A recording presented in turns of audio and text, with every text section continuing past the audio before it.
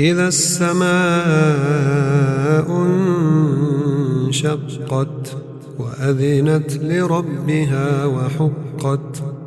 وإذا الأرض مدت وألقت ما فيها وتخلت وأذنت لربها وحقت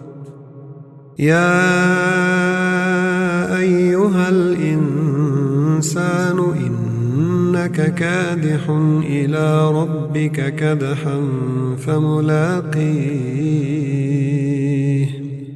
فأما من أوتي كتابه بيمينه فسوف يحاسب حسابا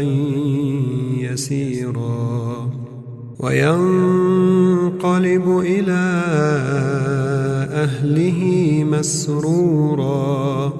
وأما من أوتي كتابه وراء ظهره فسوف يدعو ثبورا ويصلى سعيرا إنه كان في أهله مسرورا إنه ظن أن لن يحور بلى إن ربه كان به بصيرا فلا أقسم بالشفق والليل وما وسق والقمر إذا اتسق لتركبن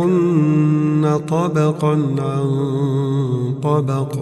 فما لهم لا يؤمنون وإذا قرئ عليهم القرآن لا يسجدون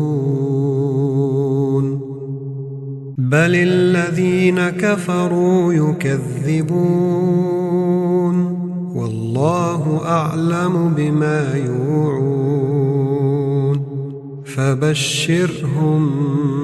بعذاب أليم إلا الذين